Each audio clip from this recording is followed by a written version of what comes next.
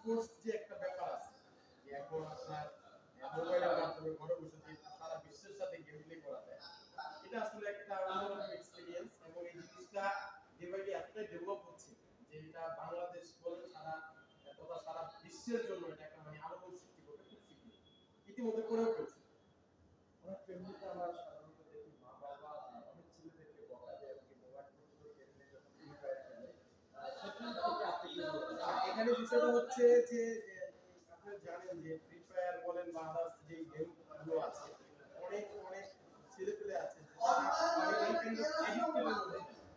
এখন game play করলে যে সেটা অ্যাডিক্টেডের মতো খেলতে হবে, আমার পড়াশোনা বাদ দিয়ে খেলতে হবে, বিষয়টা একটা নির্দিষ্ট টাইম ফিক্স করতে হবে যে টাইমটাতে সে গেম প্লে করবে এবং যে অন্য যে টাইমটা আছে সেই টাইমটাতে সে পড়ালেখা করবে। তার যে মেইন কাজ ছোট বাচ্চা তো সে আগে স্টাডি করবে তারপরে সেটা করবে। হ্যাঁ, এটা একটা অপরচুনিটি তাকে দিচ্ছে, এখান থেকে অনেক ভালো কিছু করার সুযোগ এখন হয়ে গেছে। এখন অনেক অনেক ফ্যামিলি তার ছেলে মেয়েদেরকে বলতেছে যে তোমরা এটা খেলো। একটা সময় যেমন মোবাইল ছিনিয়ে নিচ্ছে, এখন একটা ভালো ডিভাইস কিনে দিচ্ছে। কেন? আপনারা দেখছেন যে ওই এই দৃষ্টিকোণ থেকে আপনার বাচ্চাদেরকে অবশ্যই বলবো যে আগে সিলেক্ট করতে হবে যে কোনটা ম্যান্ডেটরি, পড়ালেখাটা ম্যান্ডেটরি, সেটা আগে করতে হবে। পাশাপাশি বিনোদনের জন্য এখন